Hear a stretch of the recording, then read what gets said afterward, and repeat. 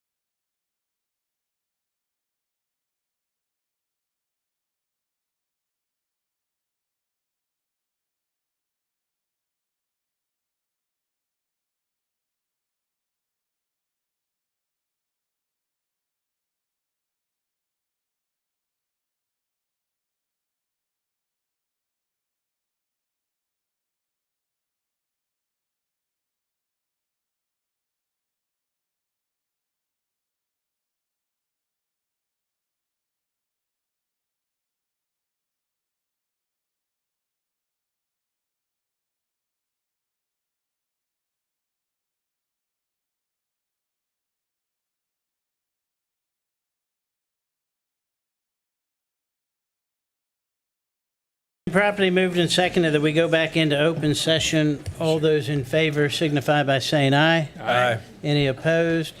Motion passes. I will now poll members to certify that, to the best of your knowledge, only public business matters lawfully exempted from the open meeting requirements under the Virginia Freedom of Information Act and as identified in the motion for which closed meeting was convened were discussed and considered by the board. If any member believes that the board varied from the purposes stated for the closed meeting, please state so and the reason prior to casting a vote. Mr. McCotter? Yes. Mr. Jones? Yes. Mr. Williams? Yes. Yes. Mr. Barlow? Yes. Mr. Barnes? Yes. Mr. Woodward? Yes. We're back into open session. This is the Monday, March 16th, 2026 meeting of the Louisa County Board of Supervisors. I'd like to welcome those of you who are here in the public meeting room, those that are joining us online. We will start this evening's meeting, as we always do, with the invocation, followed by the Pledge of Allegiance. The invocation tonight will be by Mr. Williams. If you'd like to join us, please stand. Let us pray. Gracious Heavenly Father, we thank you for loving us and thank you for making a way for us to get to heaven through your Son, Jesus Christ. Father, as we assemble here today, Father, I pray that you keep everybody safe that's protecting us here and afar, Father, the people that, the sheriff's deputies, and especially those people fighting a war on foreign soil and in foreign waters, Father. Father, be with this board as they seek to do your will and to do the things that are best for Louisa County and its citizens. In Jesus' name we pray. Amen. Amen. I pledge allegiance to the flag of the United States of America and to the republic for which it stands, one nation, under God, indivisible, with liberty and justice for all.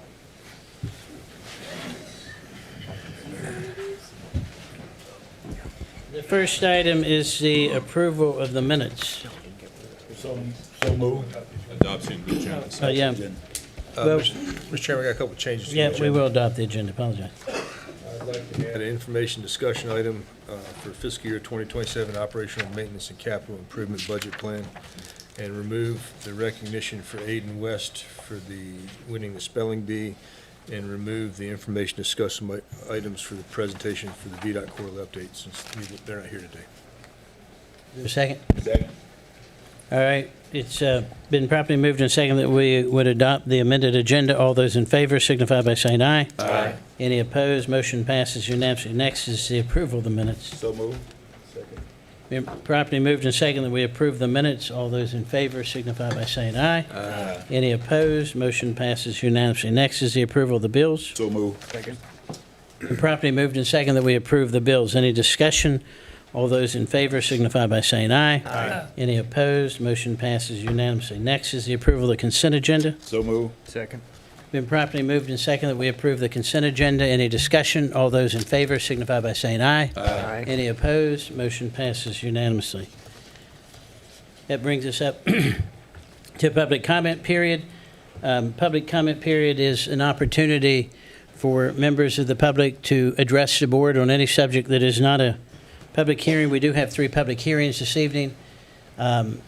This is an opportunity when you come up to give your name, your voting district. You'll have 3 minutes. I'll give you a warning when we have 15 seconds left. The first person to speak is David Rogers.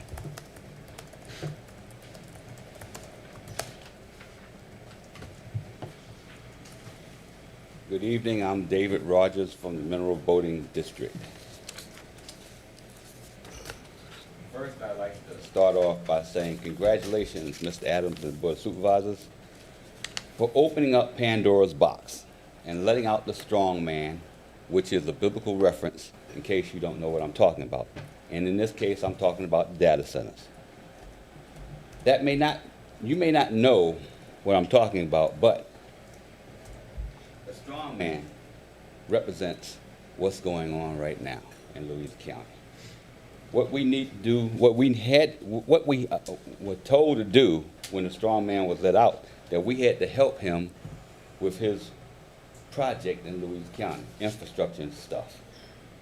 You see, when Dominion Power said that they couldn't support enough power for the data centers, where did you think that was going to come from? It wasn't going to come by train or plane. Thus, we have Valley Link. And now that Valley Link is in here, They can cause health problems to not only people but the livestock. And depending on where you're located, you will see a decrease in your property values. It could be up to 45%. Don't believe me? Look it up. Now, I've also heard from board member that we've been through this before with 64, Lake Anna being built, but there's no comparison. Those projects did not cause health problems. Those projects actually increased commerce. Those projects actually increase your property values. So there's nothing to do with this. Mr. Adams, you told me in a private conversation that by the time the data centers are up and running, we wouldn't be around anyway. Well, that's not the right thing to say when people are depending on you, because it's not just about what's happening now. But 15 or 20 years from now, when people want to leave their property to their children, their legacy, it's not going to be worth it to them. That's why I ask everybody to please go to vpat.org, hold your politicians accountable, vapa.org, and follow the money trail. And finally, again, I can't say it no other better way, Louisa has been sold out. And Mr. Adams, I hope that you enjoy your 30 pieces of silver 15 seconds, sir. better than Judas did. Thank you. Thank you. Next speaker is Vicky Hart.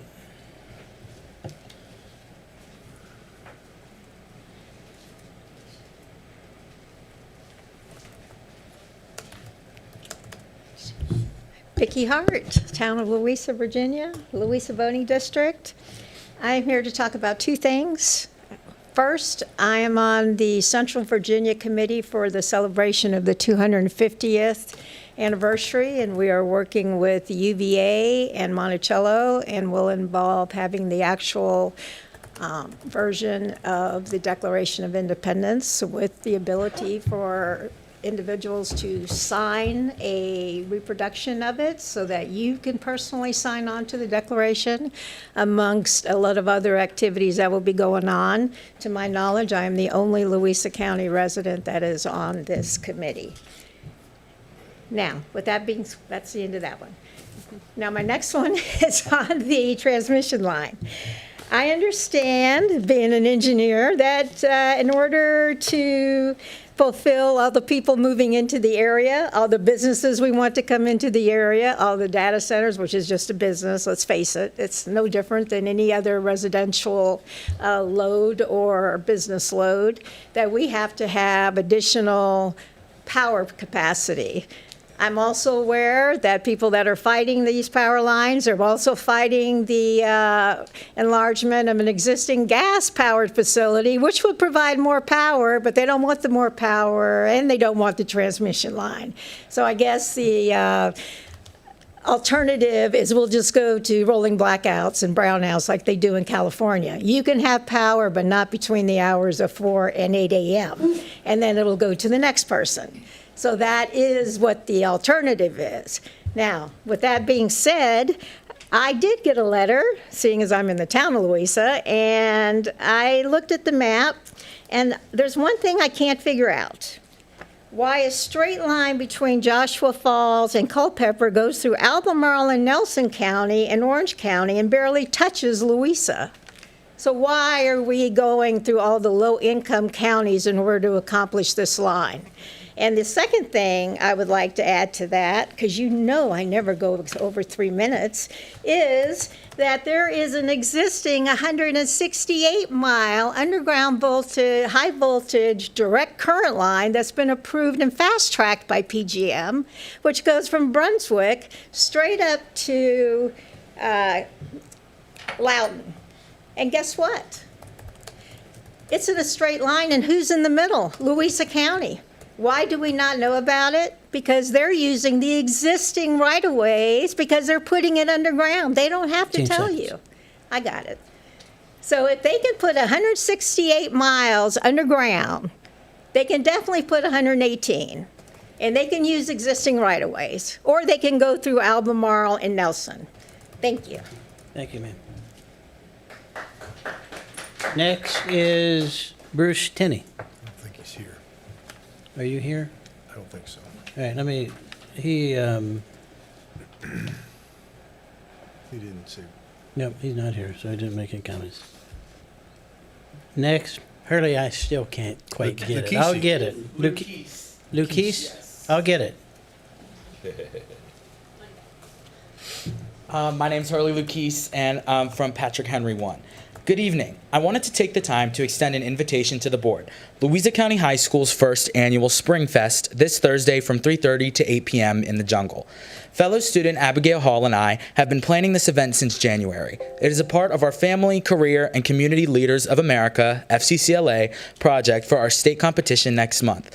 The goal of this event is to create a fun, safe space for high schoolers to enjoy for a night after the stresses of school. There will be vendors, clubs, and local organizations present. Events will include competitions, Easter egg hunts, video games, and more. For the record, this event is for high schoolers and businesses only and is not open to the public. Thank you to Mr. Straley, Mr. Red, and our wonderful advisor, Ms. Laura, who is making this night possible. We would love to have you come, visit, and support our local businesses, clubs, and students. We will graciously accept any support towards this project. I would love to talk with any of you after the meeting if you wanted more details. Thank you. Thank you, sir. I don't have any more cards. Is there? Yes, sir.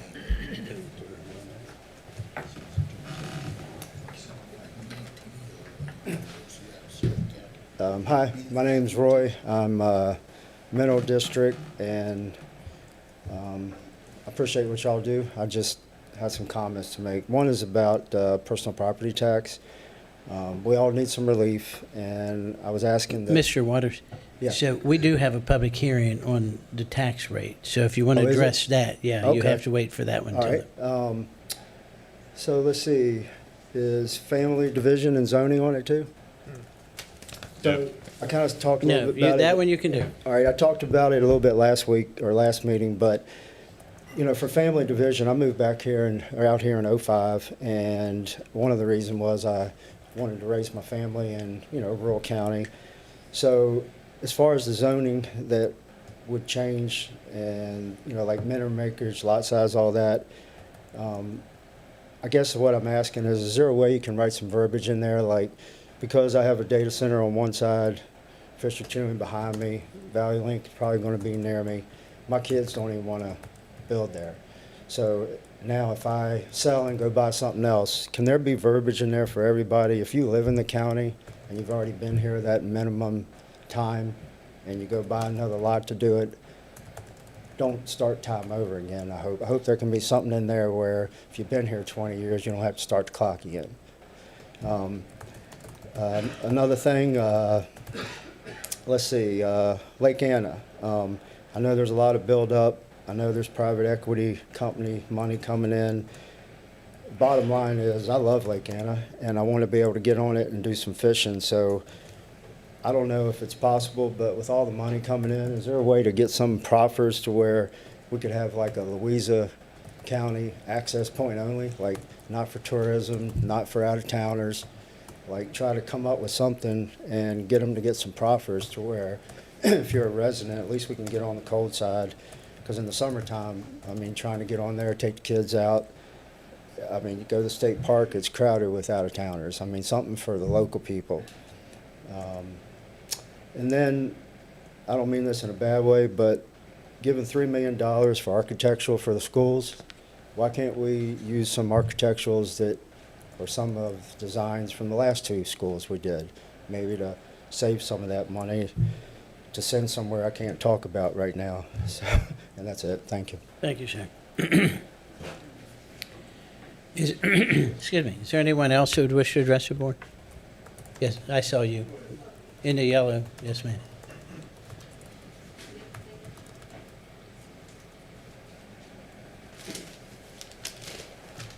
Good evening. I'm Amy Daney from the Patrick Henry District.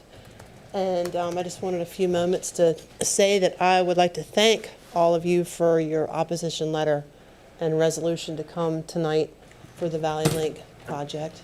I think it's great everybody got together and was able to vote that unanimously. These proposed lines are obviously a detriment to this county. As a new member of the county, I left Maryland and I thought I left all this behind me. And I come here and it's practically in my front yard with these power lines. So I'm really hoping that we can all work together as Louisa County, but then also maybe as a board, you guys can reach out to the other counties that are fighting this right along with us. And, it's better to have more numbers in people under the same guise. It's imperative that our opposition go to the next level of government, and all citizens, everybody in this room and everybody listening, you all need to get those FERC paperwork in by the 20th, which is Friday. And you also need to be reaching out to your delegates, your legislators, your senators, and even the governor's office, because we've all got to get behind this. If this is what we don't want, then that's what we need to do. And then finally the SSC, but that comes later. So the FERC is the most important mission this week. I found the Valley Link meeting. I did go to be a great place to talk to my neighbors. They can say they had the meeting, so that they've crossed that off their list, but that's about all that was done. I just, he kept getting passed around from table to table. So I did come across a post from the Save Orange, Virginia site where it was a really long post, but I took this one piece out because I thought it was pretty interesting, and another lady kind of hit on it, I think. At the November 25 meeting that Dominion was having with PJM, in that notes, they said that they were putting these HVDC lines underground for 185 miles of a line. I don't know where that line is. I'm assuming it's in Virginia, but obviously it can be done. And PJM actually liked the proposal the best. They said it would cost more, but then they could stretch that cost out over nationally, not over just the rural communities that this was going to go through. 15 seconds. So if this is the case, why are we even here? I mean, if they would just follow those regular lines that they already have, then we don't need to be going through all this. And that's what I don't understand. And I think the Dominion or somebody from PJM, they need to come and explain that to everybody in these 9 counties in Virginia as to why they're uprooting everybody. So that's it. Thank you for your ma'am. time. Thank you. Yes.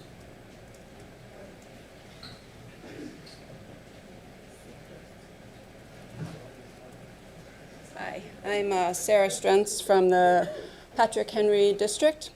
I came to you guys about 12 years ago when I wanted to start my dog boarding business here with the rescue component. I was opposed to it by Green Springs. I know that's no shock. I was not from the area. And now I find that my business is running. We're getting really good reviews online. People are loving us. They're coming from all over. We like to think we're making Louisa proud, and this line is going to be cutting right through the business. It's going to ruin it. We've created a calm environment for dogs, and as I'm sure you know, mammals are very affected by the EMFs that come out of these.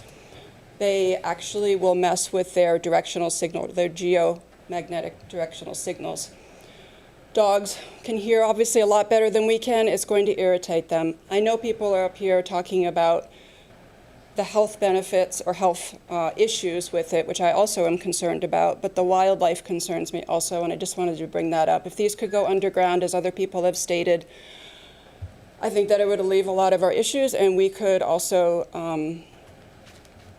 maybe even support these companies in what they're doing instead of trying to oppose them. And give them some better press. I know it's about money, and I know that in the end, these companies are making money off of Louisa. As we know, Louisa's making no money off of it, and they're just running right through us because they think they can get to us, and Keswick, they know they can't fight Keswick. So I just want to thank you also for opposing it. I know that you all are against it, and please get behind us all on this, and please do everything you can to help save Louisa. Thank you. Thank you, ma'am. Yes, I'll get to you, Chris, in a minute. This gentleman, I'm sorry. Yes, sir. Hi, I'm Steve Strentz. I've been a resident down here for 15 years. Sure, the mic picks it up for the, Like this? yeah, start No. over now. So Steve Strentz, resident down here for about 15 years, lifelong Virginia resident. How about now? There you go. Okay. Yeah, I'll there have to you lean go. over. All right. So Steve Strentz, lifelong resident of Virginia, 15 years in Louisa. So I've been 30 years in construction, the last 5 working for utility companies. And I'm glad the last lady brought up about putting them underground, because you absolutely can put them underground. We do interconnections to the high voltage lines I have for the last 5 years all over the East Coast. So yeah, they do need to come down and explain that to us. It boils down to a monetary, what's the cheapest, right? We all know that. The other point I wanted to bring up, which they don't bring up a lot, I want to make sure the residents know and you guys know. You know, when I was very young getting into construction, I parked a truck underneath the high voltage lines in Spotsylvania. And the old timers knew what I was doing, and they said, "Hey, Steve, make sure to go over and get that truck." It was a very misty day. I went over and touched the truck, and it was like a spark plug cable. It will shock you. That was about a 400 kilovolt, about half of what's being proposed. So, you know, the static lines, they say that it doesn't catch all the static electricity. And as my wife said, you know, that the unforeseen consequences of these lines, the health effects, like they are real. The other thing I wanted to bring up is, you know, the lines are running up from, I think, Lynchburg, and they're going up to Northern Virginia because we're installing solar farms because of what they know will be rolling blackouts in the future, because the existing electrical grid cannot withstand the new data centers. We're building a 200 megawatt farm just outside of Richmond, Virginia, for a privately held company because the grid down there can't handle it. It's for their data center. So that's the steps they're taking. Northern Virginia doesn't have that much acreage. So they want to plow these 800 kilovolt, something gigantic, 16-story towers through Louisa. And I read earlier that you guys have tourism on the docket, right? I mean, how do those two mix, right? I mean, 10 feet per story, 160, that's 16 stories. Like, that's huge. It's a huge eyesore. It's a beautiful area. We've got a beautiful county. So I hope that they can put them underground, because it is real. They can do it. They need to roll those costs into the data centers. The companies make billions of dollars a year. 15. They can afford it. And that is 100% the route they need to go.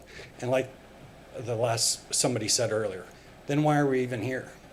They need to put them underground. It's safer and much healthier. We do it for the interconnections to high voltage lines, resuscitivity tests for the soil. You can make it work regardless of the soil type, 100%. Thanks for your time. Thank you, sir. Thank you. Mr. Lyles? Mr. Lyles? Yeah. Yeah, you're good.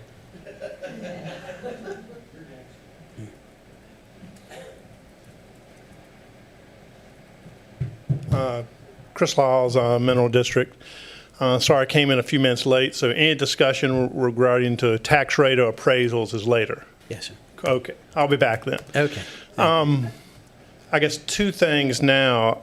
Hopefully tonight, you guys are going to talk a little bit more about the, I guess, recent addition to the budget, $33 million for water upgrades that I kind of been following the budget process, and that hasn't really been mentioned or talked about until really late in the game. So I'd like to understand a lot more about that, why that's all of a sudden a must-do thing right now. Be good to get more information on that. And with regard to these Valley Link electric lines, don't get me wrong, I'm against them. I hope it works out. I hope your resolution letter works out. They move them, they run them underground. But I think we're being a little intellectually dishonest with ourselves if we don't think we maybe brought some of this upon ourselves. When we approve data centers, we know they're electricity hogs. We know that. That's not a myth, a fallacy. That's a fact. In my mind, being intellectually honest, that's like putting up a sign and a placard that says, hey, we're open for business and we're for sale. So I would much rather the line go through Albemarle County. I don't care. But at the end of the day, I don't think they got any data centers. They're not hogging up the energy. We're going to have 3.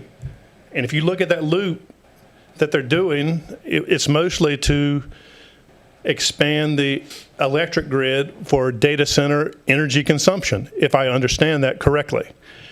I could be completely wrong, though. I'm sure if I am, somebody will tell me.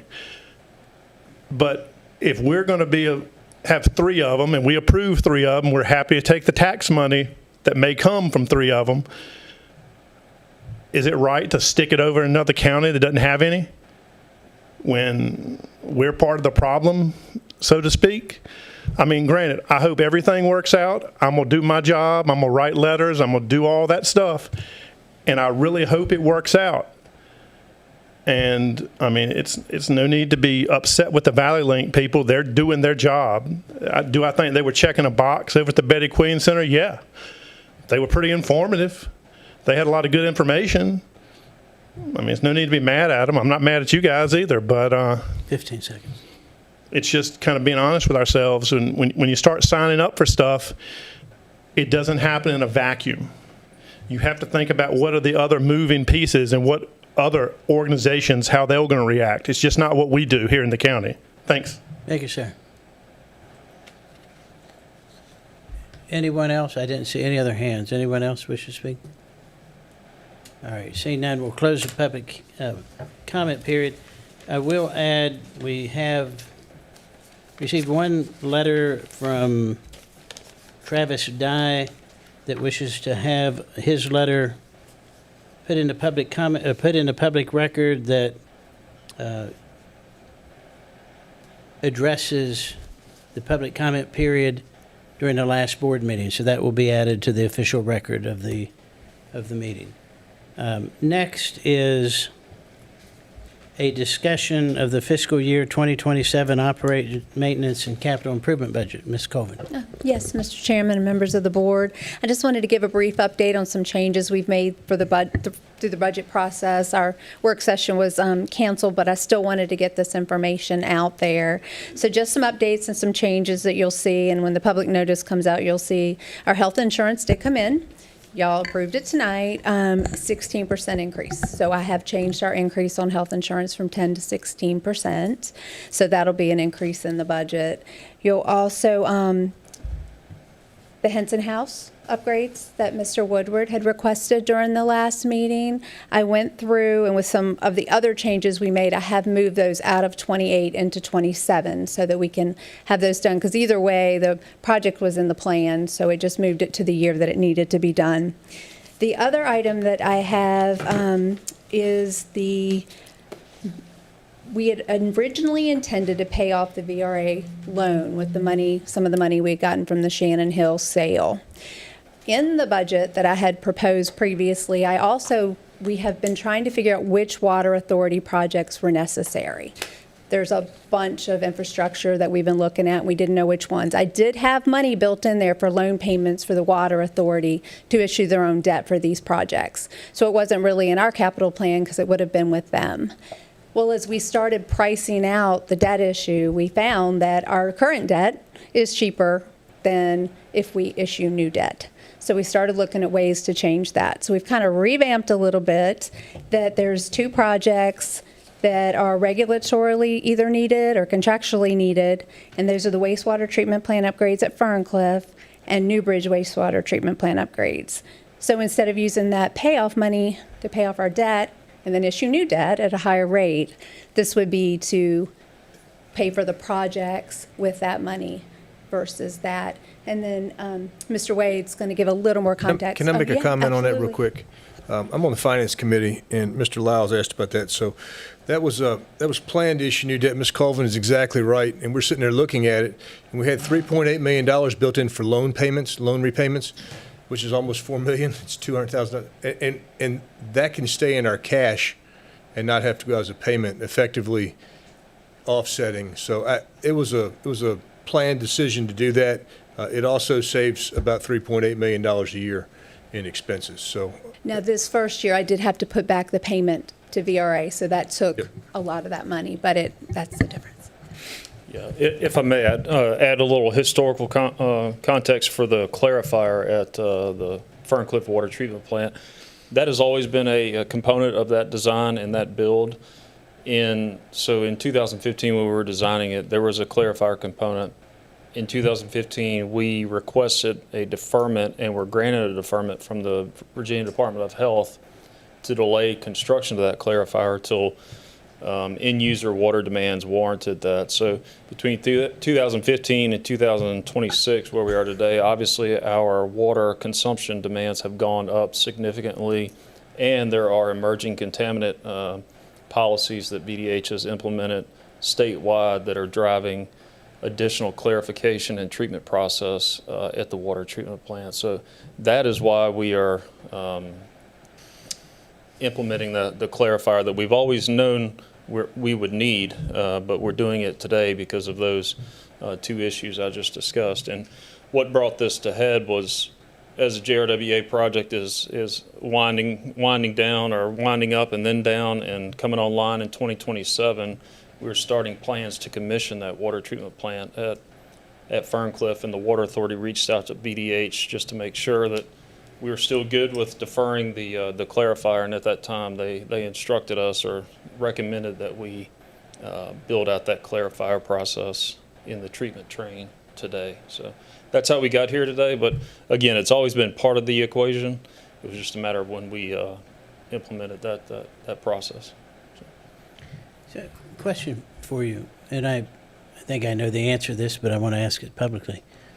So from 2015 to 2026, where we're at now, the minimum guidelines that govern how that water has to be treated, those rules have gotten more stringent over the last 11 years, which have caused the type of equipment that we have to put in there to be completely different than what would have been put in the beginning. Is that not correct? That's true, and I think you could say that for any environmental and public health safety policy guidelines coming down from state regulatory agencies. Yes. What's the amount, the projected amount? Do we know? I know we know on what that clarifier is going to cost us.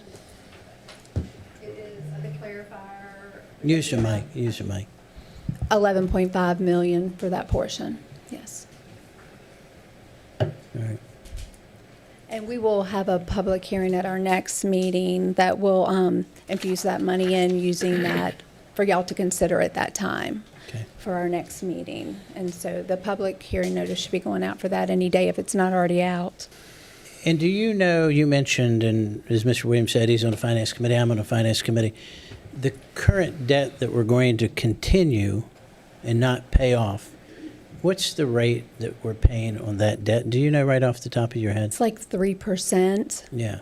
And if we would pay that and issue new debt, It would be more like 4. I mean, it's still a small amount, but it's a more, but and we it have to is- pay for all the closing costs and all the attorney fees and everything that would go along with that as well.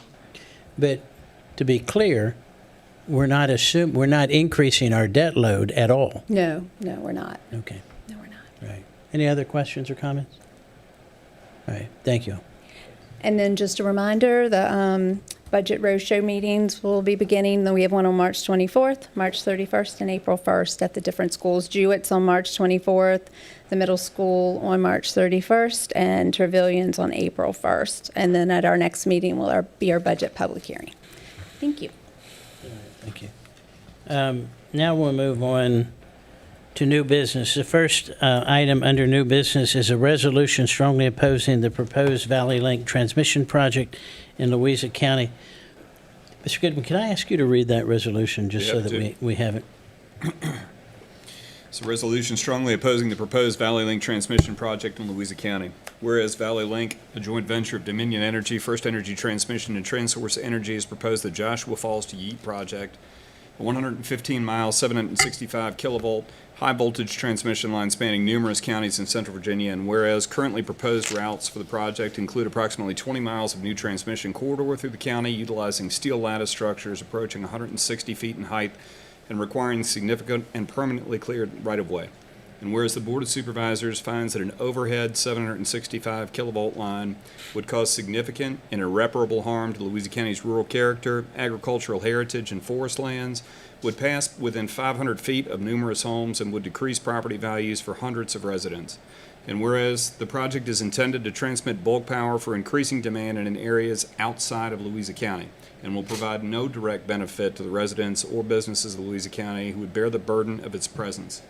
And whereas the Agricultural, Forestal, and Rural Preservation Committee recommends that the board formally oppose the proposed route as currently presented, and further recommended that the board request that the State Corporation Commission require utilities to evaluate alternatives that minimize impacts to working agricultural and forestry land, including routing alongside existing infrastructure corridors where feasible. And whereas the citizens of Louisa County have expressed overwhelming opposition to the overhead construction of this line due to its environmental, aesthetic, and health impacts, now therefore be it resolved, the 16th day of March 2026, that the Louisa County Board of Supervisors hereby formally opposes the construction of the Valley Link Joshua Falls Yeet 765 kilovolt transmission line is currently proposed in Louisa County, and be it further resolved that the board strongly urges Valley Link and the Virginia State Corporation Commission to prioritize alternatives that do not impact Louisa County, or at a minimum require the line to be placed underground to mitigate its devastating impact on the county's landscape and residents. And be it further resolved that a copy of this resolution be forwarded to the Virginia State Corporation Commission, the Governor of Virginia, and Louisa County's representatives in the Virginia General Assembly. Mr. Chairman. Thank you. I wanted to get a couple things on the record here. I cannot believe that there are some citizens in the county who have thought that the board was in favor of this. We couldn't be any more opposed to it than you are. So we are opposed to it. And I feel like that it's a work together thing, and do what we can do to try to get this line to not come through the county at all. I think there's some wording problems with our resolution. I'm going to suggest that we now be it resolved. We oppose construction of the Valley Link Joshua Falls Yates 765 volt transmission line as currently proposed in Louisa County. We just take as currently proposed out because we'll just move it from here to over there in the county. So let's get it currently proposed out. We're just opposing it coming through the county. We're not opposing the route you're taking. We're opposing it being in the county at all. I did want to address a couple things. This is a transmission line. They're not dumping any electricity here. It's passing through. It's a regional fight. It's one we're going to have to fight together with other counties and localities and principalities and citizens, and it's a cooperative effort. You're also fighting a Goliath that we feel like maybe the rest of the Israelites. Did Mr. Rogers leave? He left. We're David in this battle. We're not. Don't be like the rest of the Israelite camp and say, we're going to lose this battle. Let's engage in the war. And this board is wanting and willing and will be engaging in this battle with the citizens of the county. Now, it got sprung on us just about as quickly as it got sprung on you. I got a letter at my house, and I'm about as far east in the county as you can get. So I don't know who they mailed to. I don't know why they're doing what they're doing. But we are in this fight together. We're not, it's not you against us, and your anger doesn't need to be posed towards us. Point and focus your anger and your frustration and your bitterness where it needs to go, and that's at Dominion and Valley Link. And let's work together. So, Mr. Chairman, I know some of you want to talk, but I'm going to move that we approve this, deleting the words "as currently proposed." So we're just going to oppose it in the county, period, not as currently proposed in the county. I'll second that. All right, we have a second. Any other discussion? Anybody? I've got a couple things that I want to add. I do want to echo what Mr. Williams said, this board you're about to see, I think, in a couple minutes, is unanimously opposed to this project coming through the county. There were some really great comments last meeting on how it impacts. I think one of the most impactful was someone mentioned how unrealistic it was to call ag and forestal land undeveloped land because I believe it was you that said that ag and forestal land is not undeveloped land. Ag and forestal land is land that has been stored by the owners in the stewardship of that property. But I've been reading everything I can read on this project and the open houses that have been going around, not just in Louisa, but other counties. And I want to read you a couple quotes and what I think are wrong with a couple of these quotes. We're trying to minimize crossing through dense residential areas. We're trying to minimize the number of times we pass over a school, said Craig Carper with Valley Link. He's the spokesman for Valley Link. He's also a spokesman for Dominion. We look at rivers, streams, lake, and some of these crosses are inevitable, but we're trying to get to the fewest number of crossings across that route as possible. Well, let me break down what I just heard. We're trying to minimize crossings through dense residential areas. How about you just stay away from residential areas, period? I don't care if there's 100 houses, 2 houses, or 1 house. If you run by somebody's house, you're having a negative impact on their property values, you're having a negative impact on their view shed, and you're probably having a negative impact on their health. So they need to avoid homes, period. And it says we're trying to minimize the number of times we pass over a school. I hope that was a misstatement because you shouldn't even be coming anywhere near a school, certainly passing over a school. I think you have the school board has passed a resolution of opposition. You've had the Planning Commission pass a resolution of opposition. You've had the Ag and Forestal District here in the county issue a statement in opposition. This board is going to pass a resolution in a minute. Second comment was, this is very much like the interstate highway system for electricity. Who in Louisa County wants an interstate highway system running through the middle of our county, whether it's for cars or electricity? That's not appropriate. That destroys the ag and forestal districts in this county. That destroys vast amounts of farmland. That destroys residential value. I mean, that statement doesn't make any sense to me. It's a 765 kV transmission line, the highest voltage in the United States. Why do you want that running through the center of our county? I don't think we do. Here's a real key, and this is to my friends in Culpeper County on the Culpeper Board of Supervisors. The new transmission line would extend the 765 kV supply from Joshua Falls to Yeats Substation, which hasn't yet been built in Culpeper. It has to be zoned. It has to be approved by the Board of Supervisors. There's a way to stop this thing, but right now it's on the plate of the board in Culpeper.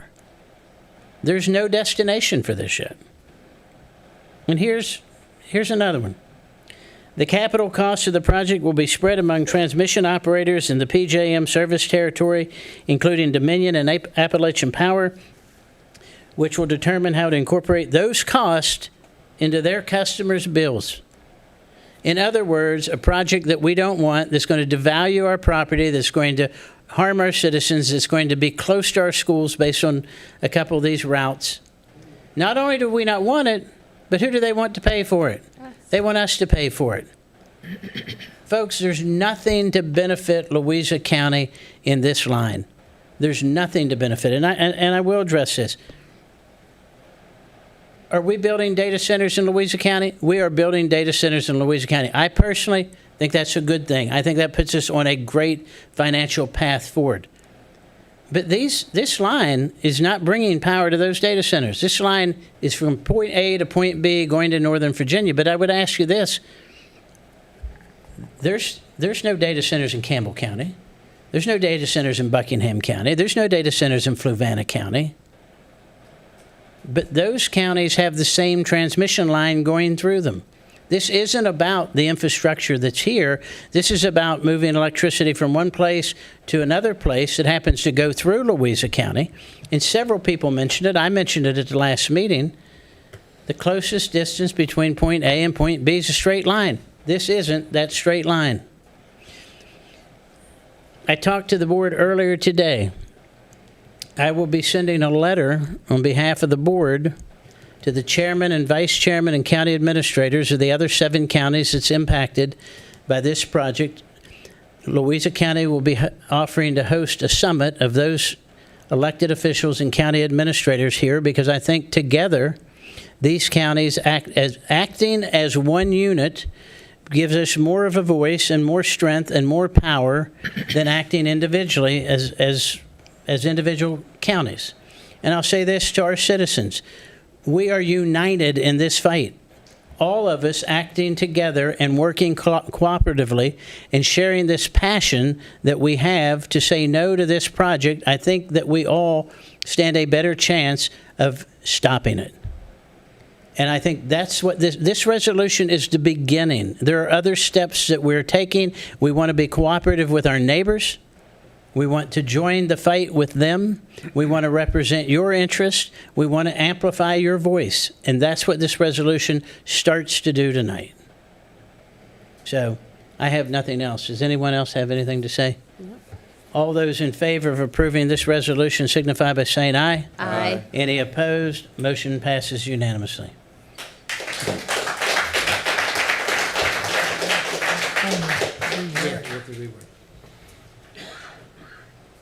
Next is a resolution to adopt revised bylaws for the Louisa County Tourism Advisory Committee. Ms. King. And while she's making her way to the mic, let me just say, I don't want to jinx it, but thank God it seems like we dodged a really big weather bullet tonight. I mean, based on what they were predicting, I'm really glad that we could continue to hold this meeting. Yes, ma'am. Good evening. This should be an easy one, I believe. Obviously, you all can let me know if it's not. But the Tourism Advisory Committee would like to revise its bylaws. The key points of why and how it's been worded now is that they'd like to introduce staggered terms to preserve institutional knowledge. As of right now, prior to these being adopted, everyone would be up for reappointment at the exact same time. We wanted to introduce attendance standards, so people were required to attend the meetings. These revisions define ex officio members, and it also includes updated meeting frequency. Yes, sir. The appointments to the committee are at large, right, and not district specific? Correct. Okay. That was my only question. If they're district specific, then they need to be in line with the supervisor that appointed them. But if they're at large, then I think it's a good idea. Perfect. Mr. Chairman, Yes, I make sir. a motion that we approve the resolution. Second. Properly moved and seconded, we approve this resolution. All those in favor signify by saying aye. Aye. Any opposed? Motion passes unanimously. Thank you, ma'am.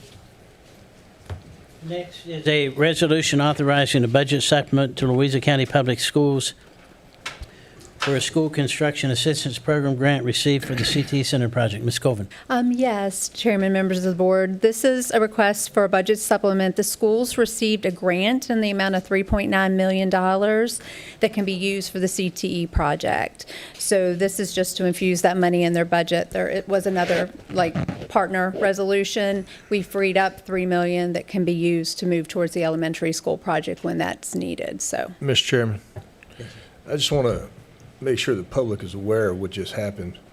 So the people that work at the school system down there found a grant that we got from the Commonwealth of Virginia for $3.9 million, went out and applied for it and brought it back home and freed up $3 million in the CT construction project. So I just want to make sure that we really understand what that means. These people come to work and they do their job, but they also go over and above and do their job down there, just as a bunch of people here do too. But I want to give them just a special shout out that to go out and actually work hard and come up with extra $3.9 million that it's not part of your job requirement is a great thing. So that's all. All right, any other questions or comments? What's the pleasure of the board? Thank you. Been properly moved and seconded, we approve this budget supplement. All those in favor signify by saying aye. Aye. Any opposed? Motion passes unanimously. Thank you. Thank you, ma'am. Next is supervisor comments. Do we have any comments? I do. Yes, sir. They're billing it as the Budget Roadshow, is that the name of it?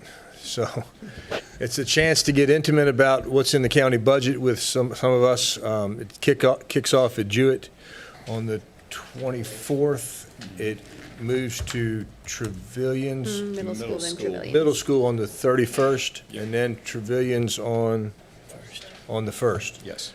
Please come. If you're listening online and if you have questions, you want to spend some time, the forum's going to be, what's the forum we for that, Christian? Do you mind if I go through that really quickly? Yeah, let's talk about it.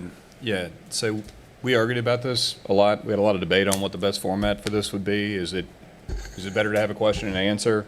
You know, if we have 200 people show up and it turns into a question and answer with the first 50 people, you could be there for 5 hours trying to go back and forth with people if they had follow-ups. So we tried to check all the boxes, and we figured we'd do a presentation first, 15 to 20, maybe 30 minutes of presentation in as much detail as Wanda gives the board, and then we would open it up to public comment period, kind of like we do here, and allow people to say what they want in a public forum. So if somebody wants to have their voice heard in front of everybody, they can say that. And then we're going to have several people on staff, as well as the finance committee and other members of the board there in the room that night as well. And if you want to come up and talk and get specific questions answered about different parts of the budget, then that's a great opportunity to do that as well. We want this to be a transparent, open book, and we thought that might be the best way to try to reach people who, everybody kind of may want to do things in a different way. So thank you, Supervisor Williams. Thank you. So, come on out. We'll be happy to chat with you, and I'm happy to stay if it runs over and you have some more intimate questions you want to ask and delve a little deeper into something. We'll be happy to sit down and make sure we get all your questions answered, or we'll at least provide you with answers. You may not like them, but we'll provide you with the answers to the questions you ask. So, thank you. Anyone else? Ms. Woodward? Thank you, Mr. Chairman. I just want to make everybody aware. We keep hearing about the data centers, and I know the construction phase of it is really a pain. So it's going to be a while. We're going to be in pain for a while. But to give y'all an idea of this is what's going to happen in the future. We had somebody question tonight about the water and expenditures.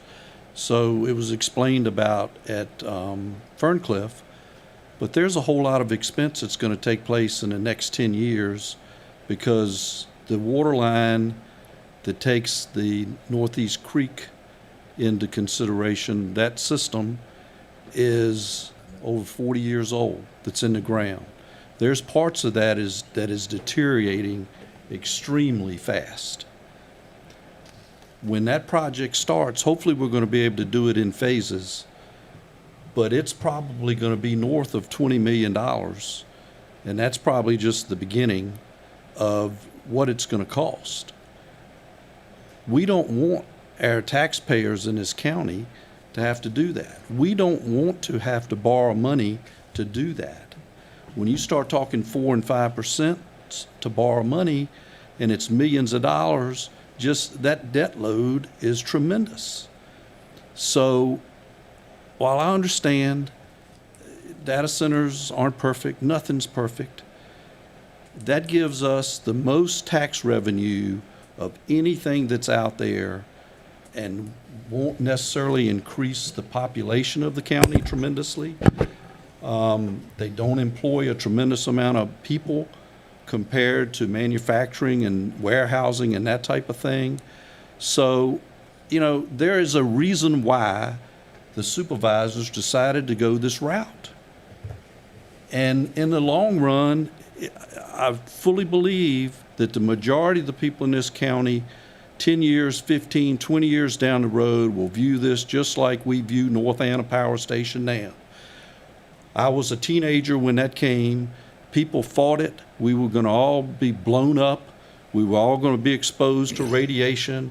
We were going to grow extra arms, have more eyes, whatever. I mean, it ran the gamut as to why people were opposed to it. But if we hadn't gotten that, you can look down through Southside Virginia, and that's what we would be. We would be a poor county just like those counties. These data centers are going to allow us to be able to compete with the other counties in this state.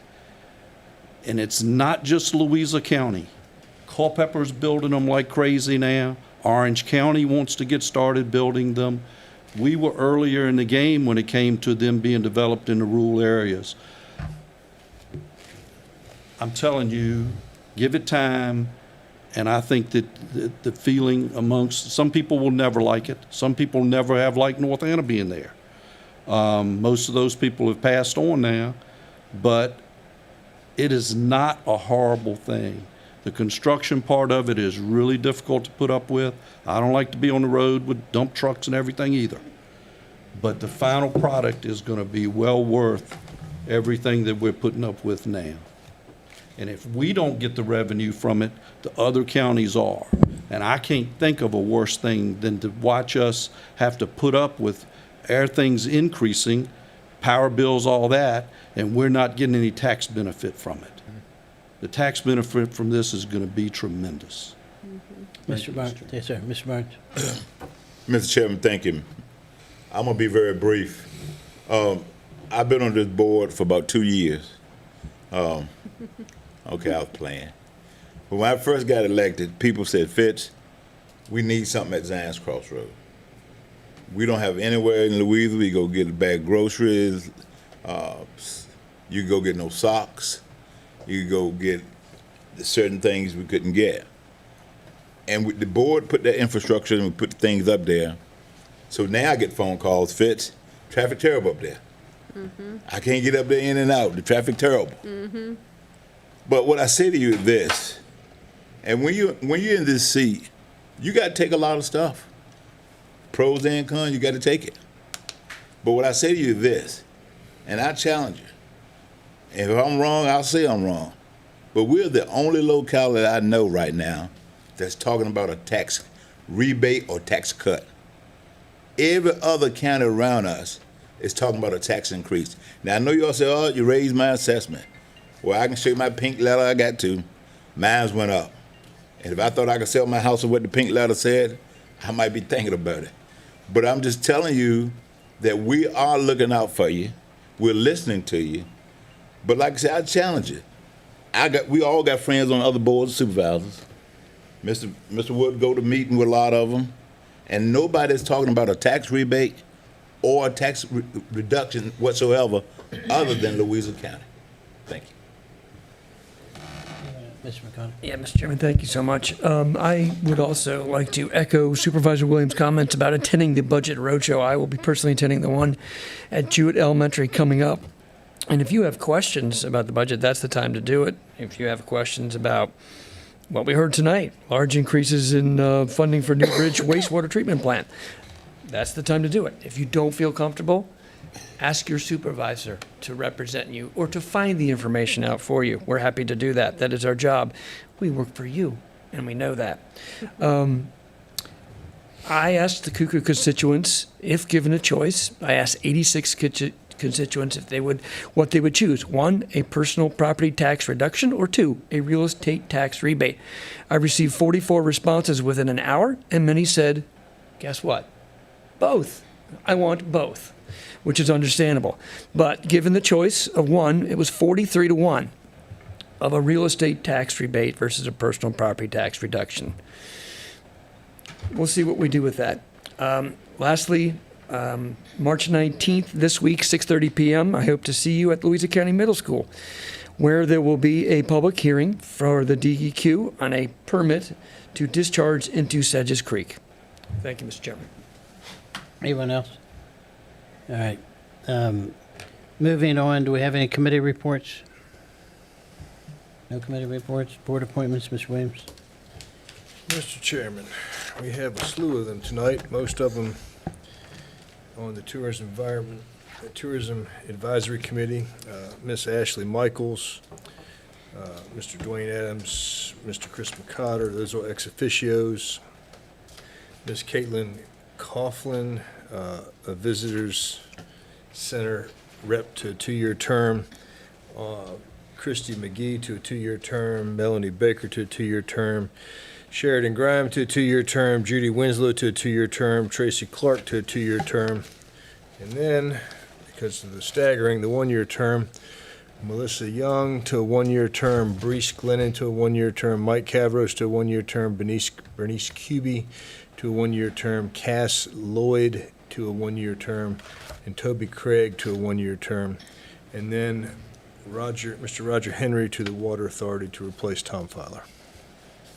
That's what I have, sir. Anyone else? All those in favor of Let's these second that. appointments? That's Let's not a second. motion. That's just appointment. Second. All right, we'll do it anyway. All those in favor, thank you, Mr. Woodward. All those in favor signify by saying aye. Aye. Any opposed? Those appointments are approved. Next, County Administrator's report. Yes, sir. Mr. Chairman and members of the board, just briefly, the monthly reports for February are included. Please let me know if you have any questions regarding those. VDOT was supposed to be here tonight. We attempted to shorten the meeting by moving that off to the state's 6-year plan hearing. We'll be able to discuss that in further detail next month, but the VDOT monthly report is included on page 122 of my report. There's a notification on page 131 from the Department of Historic Resources regarding Bright Hope Baptist Church, which has been included now on the National Registry. There's a progress report on the Virginia Telecommunications Initiative broadband effort in the county, which is nearing completion this year. A lot of discussion tonight about budget roadshows, but I just want to give kudos to Ms. Colvin, who really pushed this effort forward. We heard a lot of public input regarding that last year, and she, as usual, has been instrumental and amazing in all things financial. So I just want to publicly thank her, and I'm looking forward to those.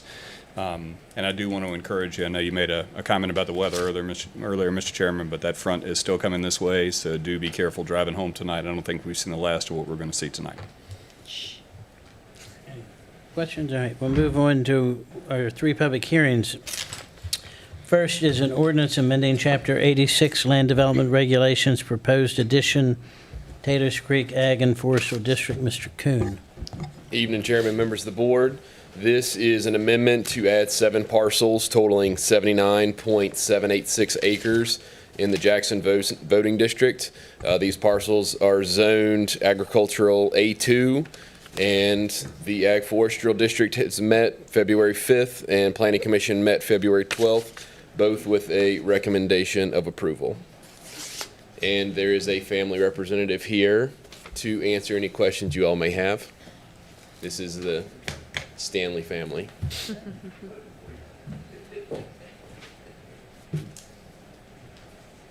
I actually would like to speak. What is it? I would like to speak. Yes, ma'am. Go ahead. So Alexandra Stanley, Jackson District. I'd like to start off by saying I commend Hurley for coming up here to speak. It kind of encouraged me to do that this evening. So I am the wife of Michael Stanley, one of the applicants. The other applicants are my in-laws, and we truly appreciate the opportunity for us to speak with you this evening. So before I begin, I'd like to take a moment to thank the board for its decision several years ago to eliminate the application fee for agricultural and forestal district applications. I know this change came at the request of the Agricultural, Forestal, and Rural Preservation Committee, and I truly appreciate the board listening to the individuals who serve on that committee and making this program more accessible to families like mine who want to participate in preserving our land. My husband was born and raised here in Louisa County, and I have spent nearly my entire life here. We are deeply passionate about preserving the rural character of our community. That commitment is one of the main reasons my husband purchased the 32-acre parcel where our home sits. Our goal is to maintain the land in a way that protects its rural nature for years to come. Placing our property into the agricultural and forestal district helps ensure that vision. The same is true for my in-laws' property. We chose to live in a rural community because we value the open land, the agricultural heritage, and the natural beauty that makes Louisa special. By adding these parcels to the Taylors Creek Agricultural and Forestal District, we hope to reinforce the purpose of the district and support long-term preservation of rural land. I also hope that by standing here this evening, it resonates with other residents who share similar values about preserving their land, and that it may encourage them to learn more about agricultural and forestal districts in the county. Thank you. Thank you, ma'am. All right, so I'll open the public hearing. Is there anyone here that would wish to address the board regarding this? All right, before I close it, I'm not sure. We're going to take a 5-minute recess.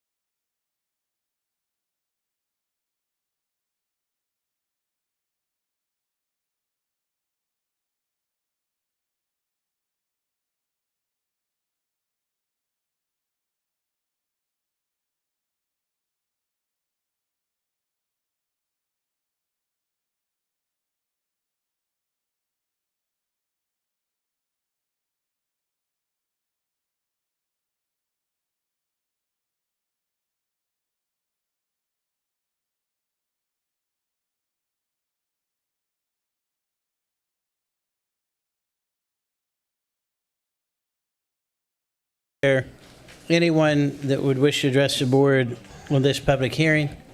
All right, I'm going to close public comment and bring it back to the board. Mr. Williams. Mr. Chairman, this is my district, and we always encourage ag and forest districts, so I move to approve it, sir. Second. Been properly moved and seconded. We approve this ordinance amendment. All those in favor signify by saying aye. Aye. Any opposed? Motion passes unanimously. Next is an ordinance proposed amendments to Chapter 86, Land Development Regulations, Appendix A, Schedule of Fees. Mr. Kuhn. Chairman, members of the board, I am stepping in for Miss Buckler, who thankfully family just introduced a new baby, so she's dealing with that right now, which is great news. So this is going to address two things. We have two additions. One is the residential modification request. This is when people apply for a plan and then substantially change it to basically modify that request and cover the cost for that review, as well as zoning permit review for modification, which would be half the cost of the original zoning permit fee. Sometimes we have people that throw out some ideas they'd like to utilize, and then they start filing a whole lot of things that they'd be interested in using the property for. This is just to alleviate that. And then she had, staff had identified the 4 Scrivener errors you see where the temporary CO was supposed to go from 50 to 75, temporary electric service from 50 to 75, electrical service upgrade 50 to 75, and then commercial modification request from 150 to 200.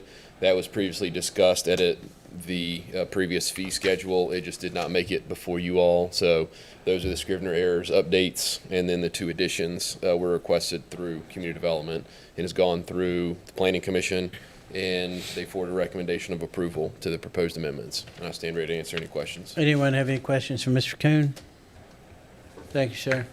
Yeah, comment. I'll come to it in a minute. All right, I'll open the public hearing. Is there anyone here that would wish to address the board on this subject? Yes, sir. Yeah. I just had a question about the upgrade. Roy, I know you were here, but Okay. the whole thing Roy again. Waters, Mineral District. Yes, sir. So, questions about the upgrade on the fee for, say, the electrical, or I forget the 2 other ones, but the 50 to 75s. I know it's minor, but why the upgrade? If it takes the same amount of time, it must take more time. Like, why would? I know it's just little dollars, but why the upgrade? Why the fees up there? And I'm glad that she didn't have to pay to get in the ag district for that review, but why these little fees up, then over on something else, no fees, the cut? Can you explain that? Yes, sir, we can. Mr. Williams. You ask anybody else first? Yeah, we'll answer that question in just a second. Anyone else wish to address the board on this? All right, I'll close public comment. Yes, sir. Yeah, let me answer some of your questions there. So we, I'm not sure in our wisdom or in our ignorance or intentionally or unintentionally, but we have raised the price of building permit fees in the county substantially. So I build for a living. It's a pass-through cost for me to the homeowners we build for. I just applied for a permit today for a house. It's about a 2,200 square foot house. That permit today is about $3,800. These 3 things, the CO renewal, which is if you get a temporary CO and you have to renew it, you should be paying for that. Temporary electric service going from 50 to 75, and electrical service upgrade if you're changing from a 100 amp panel to a 200 amp panel. It's just it's part of the fee upgrade that they did and they left out during the original one. But I will tell you flat out, when we approved these upgrades, I didn't realize that the fees were going to go as high as they did. I expect that we rival Spotsylvania County on our fees. I don't know that we do or don't, but I would expect that we're pretty close. The only difference is, the biggest difference is our service is so much better here. You go apply for a permit in Spotsylvania County, if you get it in 6 months, you're probably done something phenomenal. You apply for a permit here, you'll probably get it in about 3 or 4 weeks. We've got an exceptional department. It runs exceptionally well. And because of the data centers, they are flush with money that can only be spent in community development. So any of these fees that come in have to stay in that department. It's not like a profit center you can pull and take into other places. So that answers a few of your questions. So, Mr. Chairman, with that, I move that we approve the last few little fee increases here. Second. I'm sorry. Any other discussion? All those in favor signify by saying aye. Aye. Any opposed? Motion passes. Next is a public hearing, proposed real estate tax increase for fiscal year 2027. Ms. Colvin. Hi, Chairman, members of the board. As per the code requirements of Section 58-1, 3321, when the county's annual property assessments result in a 1% more increase over the real property levied in the previous year, deducting new construction, then we must hold a public hearing to maintain our current tax rate or increase that tax rate or go to the lowered tax rate. So this public hearing, with our budget anticipating keeping our rates the same, we're holding the public hearing for that purpose.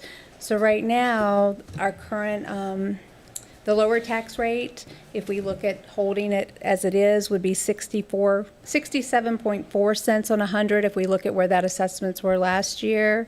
Our current tax rate is 72 cents for a difference of 4.6 per 100 or 6.43% increase. No decisions need to be made tonight on the real estate tax rate. We were going to do a presentation from the assessor's office, but because of the weather, they're going to come to the next meeting and do that assessment presentation. But I'm here to answer any questions you may have at that point. But this does not actually set the real estate tax rate tonight. No, this is just Exactly. informational to let everyone know where our rate is currently, where the lowered rate would be based on assessments as they're projected right now, and where it would be if we kept it as it is. Okay. Yes. And that's exactly what I was thinking, that we're not setting the rate tonight. So my question was, why are we having why is this under public hearings? So we're required by law to have a public hearing on tax assessments when we increase more than 1.1% in the next year on assessments. It preserves your ability, I'm sorry. Go ahead. Nope. It preserves your ability, if you do want to keep it at the same rate, to keep it there. Because once you advertise, you don't want to go, you can't go beyond that. But you're not making that decision tonight. We're Okay, required by law to do it. We have to do it separate. The law requires us to do the assessment public hearing separate than the budget public hearing, and we have to adopt separate than those public hearings. Okay. It gives you time to go through everything and that kind of thing. I didn't Does that think we help? were making a decision on that tonight. No. Any other questions? I'm looking forward to the assessor coming at our next meeting, and I would encourage citizens watching and the few that are here tonight that may be talking shortly about this to listen carefully. And if you have an issue with your assessment, then follow up with her or the treasurer. I do have, and you may not know this off the top of your head, but I have a Sure. pretty good read. So the average assessment increase, excluding new builds, was 6.88%. Yes. How does that compare to the last 2 or 3 years? That number's coming down, right? It's coming I mean, down. it's getting closer to Actually, something normal. It was like last year, I believe, was 8.9. The year before that, I believe, was 13. I'm going off memory. Before that, I believe it was higher than that. So if you want the exact numbers, I can pull No, them. no, But we'll it get is it. definitely coming down. We'll get it from the assessor at the next meeting, but it is trending down. It is definitely trending down. Okay. All Now, right. this is not including new construction, so keep that in mind. Yeah, without new construction, yeah. Okay, thank you. All right, I'll open the public hearing. Mr. Laus? You already telegraphed it earlier that you wanted to speak, so. It's like a preamble. Yeah, that's right. Chris Lyles, Mineral District, thanks for putting up with me twice tonight. I thought I could knock it all out in one shot, but oh well. I'm just glad a couple of the supervisors' comments kind of sparked on the assessment thing. Mr. McCotter said, in his polling he did of some of his people, 41-1, people wanted some real estate help, tax help? 43-1. 43-1, I'm sorry. Mr. Barnes, I think you said, hey, I get them too. I get the pink letters too. And anecdotally, if I could sell it for what the county thought it was worth, I might would sell it. You are literally echoing the opinion of everyone in the county. I would almost say over the last 4 to 5 years, I mean, I know mine's gone up over 50%. If we were doing a payday loan, we would say that was predatory. That no other way, that's just not right. It's not cool. people, we talk about raises and stuff. People get 2 and 3% raises. People don't get 8% raises, 15% raises. I mean, you are killing your constituents here. And I don't live anywhere near the lake. To Mr. Williams' point, he lives about as far east in the county as you can live. I live about as dang far away from that lake as you can. So it's not a lake thing. It's a whole dang county thing. It's just, and I'm going to go through the process this year and see what happens. I'm not really that, I already don't have a warm fuzzy. I called and made an appointment and just asking a few preliminary questions. I was shocked to hear that data centers, a good topic, not new now in the county, not a new thing, but they don't take proximity to data centers into account when assessing your house. Evidently, to me, that means they don't think it negatively impacts the value of your house if they don't take it into account. And I can only speak, I don't see things I go to and hear people talking, I don't see it as a selling feature to live 9/10 of a mile from a huge data center complex on 33, where you can hear construction equipment running.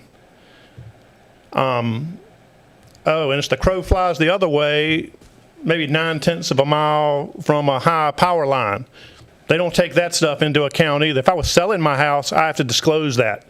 And it would dang sure affect what I could sell it for. I was just shocked that those things are not taken into account in the assessor's office. I don't know what metric and formula they use, but that's ridiculous. Furthermore, I know I've said it before, it's absurd that we do this assessment every year. By state law, you have to do it every 3 years. Sorry, give me 1 second. Yeah. If you popped up and said, oh, over 3 years, it's going to go up 35%, that would be ridiculous. People would laugh you out of the room.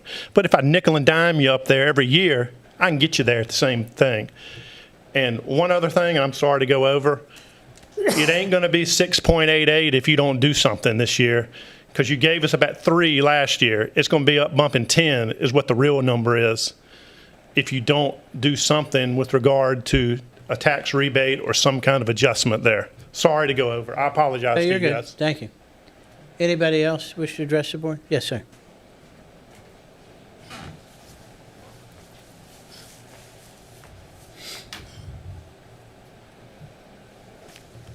Apparently you called my name earlier, so sorry about that. Yeah, speak right in the mic. Yes, sir. Bruce Tenney, Cuckoo District.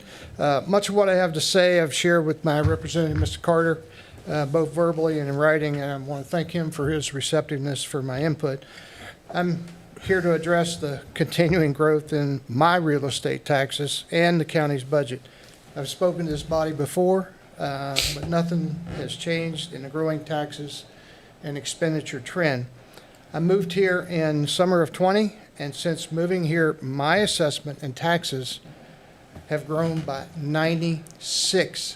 Let me say it again, 96% in 6 years. The budget has grown from $114 million in 2020 to over $200 million proposed for 27. That's an 86% increase in the budget. So as long as this board allows budgets to be built by the county administrators and offices, the county budget is going to continue its growth trend. I request that you change your mode of operation on the budget and set the budget for next year at a fixed number and require the administrators and offices to live within those numbers. I think you'll find it easier and more efficient to determine what the real needs are and what can be done without if you change that model. Once the budget grows, it doesn't come down. So every increase you agree to is one that the citizens have to live with forever. The county's grown its budget in correspondence with the windfall and tax revenue from the explosion in the real estate taxes, and I'm asking you to stop that trend. When I moved here, I thought it was a great place to live. I didn't feel like the county was underserved by its government in 2020, so I find it hard to imagine a real need to double the county's expenditures in 6 years to meet the needs of the citizens. And until you set a hard limit for the budget, it's going to continue to grow so that people can make life better for the employees of the county and for, in their minds, the whole county. So I'm asking you to really care about the people who have to pay the bills. So I have some specific requests for you. Set the budget limit at $193 million for this year. That's 3.2% more than last year. And send it back to the planners to determine how they'd live within that level. Kill all the obvious things that aren't needed. We don't need a $2 million extension to the animal shelter to make it a no-kill facility. That's ridiculous. No animal shelter should be a no-kill facility. Resist adding new 15 seconds. employees. Require impact statements. Look for efficiencies with the application of new technologies such as AI. Instead of allowing future growth based on data center revenue, plan to return tax money to the citizens. Change the budget attitude. Set a $200 million limit for 28. Manage to the budget, not to the revenue, and reduce the taxes. Thank you. Thank you, sir. Ms. Hart?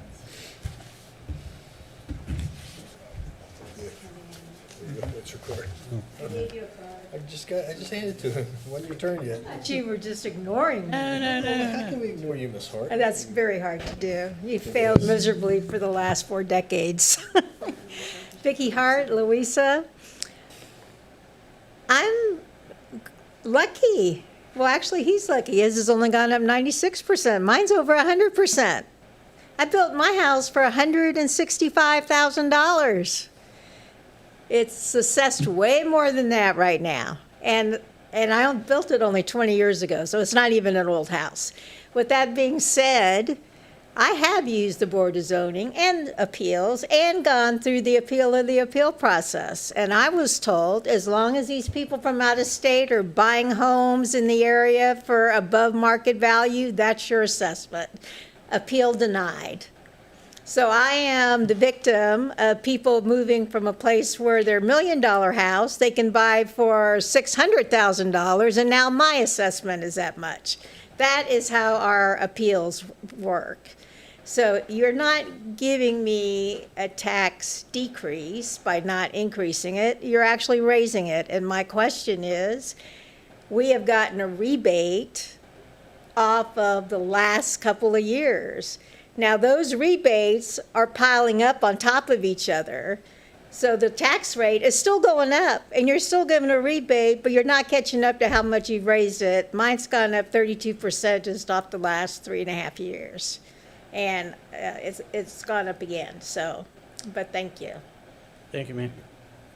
Anyone else? All right, seeing none, I'll close the public hearing.